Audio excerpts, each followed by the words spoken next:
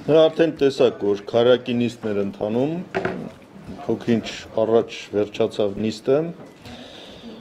օրակարգը բավական հագեցած էր, ես հերթով կանցնեմ օրակարգային կետերով և մեր համատեղ կայացրած որոշումները ձեզ կփոխանցեմ։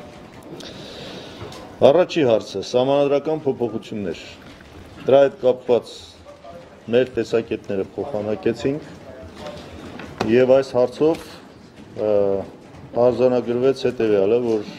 ամեն մեկը բնականաբար պետք է հարգի մյուսի տեսակետները, որտեղ այս հարցով տեսակետները տարբերվում են, մենք կողմ ենք սահմանադրական փոփոխություններին, դաշնակցությունը ես նկատի ունեմ, մնացած քառյակի 3 ուժերը այս կամ այն պատճառաբանություններով սահմանադրական փոփոխություններին դեմ են, անցկացմանը դեմ են,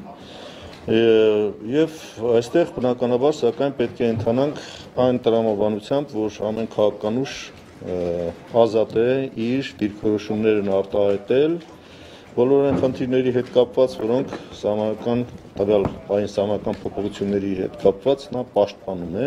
և մնացած բոլոր քաղաքական ուժերը պետք է հարգեն մյուսների տեսակետը։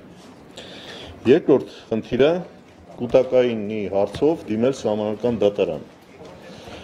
Որոշեցինք դիմել սահմանադրական դատարան և այստեղ իհարկե երկու ուժերը ՀԱԿ-ը և Ժառանգությունը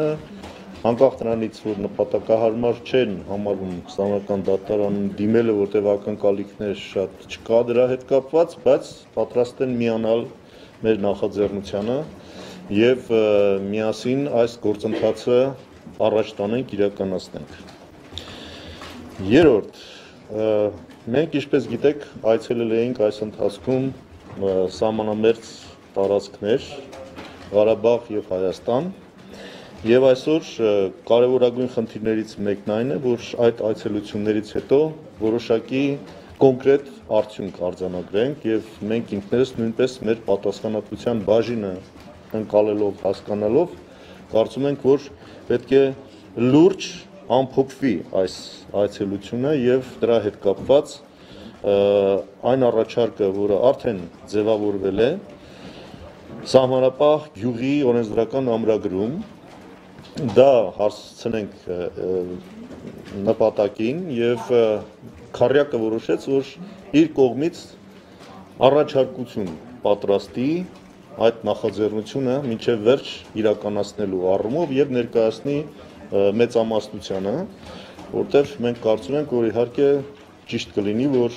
բոլոր քաղաքական ուժերը, ովքեր որ այդ այցելության մեջ ընդգրկված են եղել, համատեղ այս քայլը կատարեն,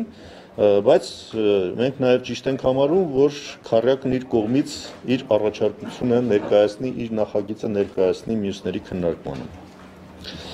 Այդ նախագիծը արդեն ըստ էության պատրաստ է և մենք դրա հետ կապված արդեն առաջի քայլերի ականատեսը կլինենք։ Մյուս խնդիրը Նայիրիտի հարցով ժամանակավոր հանձնաժողով ստեղծելու հարցն է, որը ինչպես գիտեք 12 կետերում էլ ամրագրված է, բայց մենք նաև խնդիր ունեինք, երբ որ այս հարցը ժամանակին բարձրացվեց և այդ հարցը մերժեցին, պատճառաբանություններից մեկն էլ այն էր, որ ինչ-որ ժամանակ տրամադրվի, որ այդ հարցերը ներքին այդ քննարկումները չխաթարվեն և աշնանը նորից անդրադարձ կատարվի և հիմա մենք կարծում ենք, որ դրա ճիշտ ժամանակն է հետամուտ լինել այս խնդրի վերջնական լուծմանը և հանդես կգանք առաջարկով Նայիրիտի հարցով ժամանակավոր հանձնաժողով ստեղծելու վերաբերյալ։ Սա նույնպես քառյակի միասնական նախաձեռնությունը կլինի։ Մյուս կետով տարբեր օրենսդրական նախաձեռնություններ առաջարկեցին մեր գործընկերները, որտեղ նստաշրջան աշնանային նոր է սկսում և որոշ կարևորված ամեն մի կուսակցության կողմից օրենսդրական նախաձեռնություններ կային, որոնց հետ կապված նախնական այսպես տեսակետների փոխանակում են կատարել, որ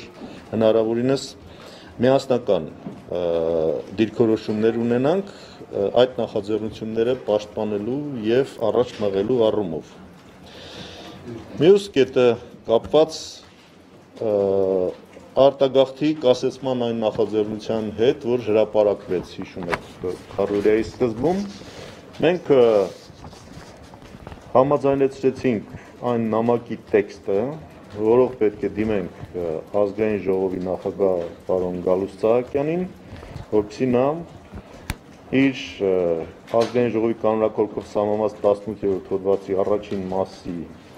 հետո սահմանված լիազորություններով հրավիրի խորհրդարանական լսումներ, արտագաղթ իրավիճակը, պատճառները, լուծումները թեմայով։ Նամակը անդրադառնում է նրան, որ համաձայն պաշտոնական վիճակագրության տվյալների վերջին 5 տարիների ընթացքում Հայաստանի արտաքին միգրացիայի բացասական հաշվեկշիռը կազմել է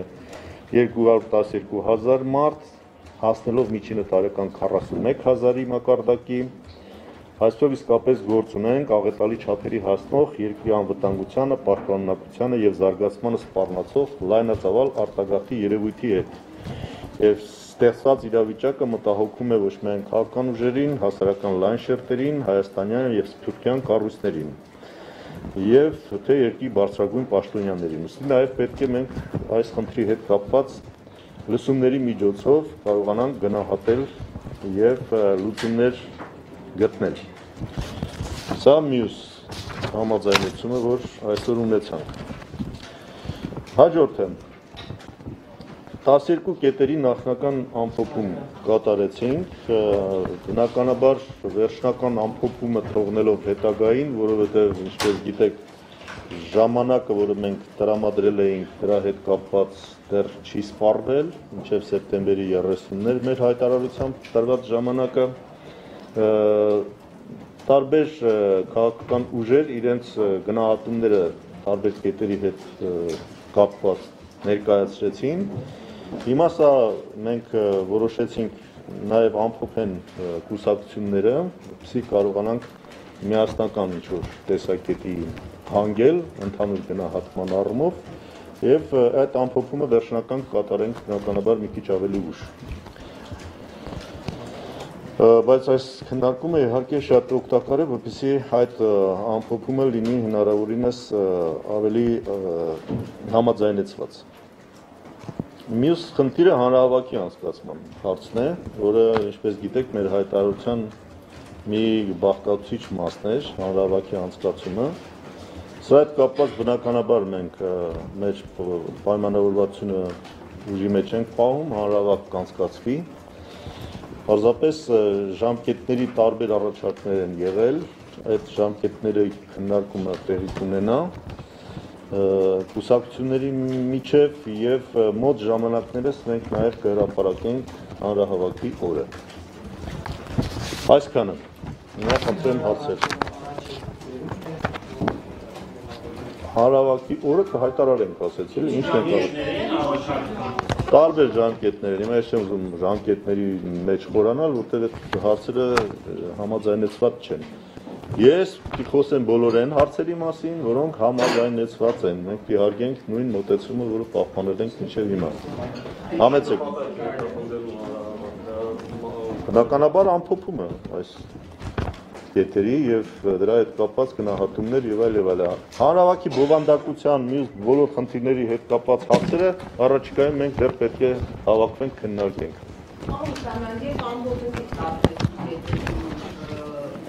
Ներկայացումը ինչ կարծիքներ ունեցին, դրանց որ տոկոսն է կատարվել եւ արդյոք դրանց որևէ չկատարումը կարող է ենթադրել, որ ընդհանրապես ձեր պահանջի չի կատարվել։ Ընդհանրապես տոկոսային արդյունքը ինչպես է կատարվել եւ չկատարումը ինչի՞։ Այո։ Տոկոսների հետ կապված իհարկե այդպիսի գնահատում չենք արել, բայց նախնական քննարկման տպավորությունը այն է, որ բնական է ունենք 3 խմբի, այսպես ասած, գնահատականներ, առաջինը ընդհանրապես չկատարված կետեր, որոնք կան, մասնակի կատարված կետեր, որոնք կան, եւ նաեւ անորոշ մնացած, որոնց վերաբերյալ գնահատական տալը դժվար է, որտեղ ըստ էության դրա հետ կապված որևէ շոշափելի գործընթաց կամ ակնհայտ process չի երևում։ Ոչ այո ասելու, ոչ էլ ոչ ասելու իմաստով։ Այս 3-ի մեջ բնականաբար գնահատականները կլինեն եւ դրան ամբողջական լիարժեք ամփոփումը այդ հիմքի վրա կկատարվի։ Պարոն Ստամյան, տեսեք սահմանադրական դատարան դիմելու հարցով այդ պետական հանրապետությունների դեպքում ասացիք ժառանգությունը եւ ՀԱԿ-ը քանի դեմ էին, սակայն որոշեցին, որ միասնական տեսակետ հայտնել հարակի ուժերի հետ կապված։ Իսկ սահմանադրական փոփոխությունների հետ կապված դաշնակցությունը չէ կարող ընդօրինակել ժառանգության եւ ՀԱԿ-ին ու համաձայնել նրանց հետ։ Նախ իրենք չեն ասել դեմ էին, իրենք ասել են նպատակահարմար չի։ Ես խնդրում եմ այն ձևակերպումը պահպանենք, ինչ որ իրենք են ասել։ Իրենք դեմ չեն ասել։ Նպատակահարմար չի, միացան։ Դե նույն հարցը կարելի է տալ նույն ուղղությամբ երեք ուժերին։ Նպատակահարմար չի այսօր փոփոխությունները կատարել, բայց կարող են միանալ դաշնակցությանը։ Հիմա նույնն էլ հակառակ կողմից կարելի է դնել, չէ՞, բայց մենք այդպիսի խնդիր չենք դնում, թե ով ինչ զիջեց, դրա հիման վրա մյուսը համապատասխան զիջում պետք է կատարի, այդպիսի ձևով չի ընթանում քննարկումը։ Կան սկզբունքային հարցեր, որոնց հետ կապված որևէ այսպես առևտրային հարաբերություններ չի կարելի նույնացնել եւ այդտեղ պարզապես տվյալ քաղաքական ուժի սկզբունքային դիրքորոշումն է, որը չի կարող փոխվել։ Մեր գործընկերները շատ լավ ըմբռնումով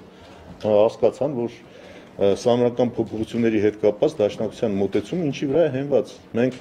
ասել ենք եւ նորից ենք ասում, առանց այդ փոփոխությունների հնարավոր չի անցում կատարել կառավարման այն համակարգի, որը մենք պատկերացնում ենք, եւ այդ կառավարման համակարգի անցումը մեզ համար սկզբունքային հարց է, անցնել խորհրդարանական համակարգի։ Այդտեղ տարբեր պատճառներով մնացած քաղաքական ուժերը նպատակահարմար չեն համարում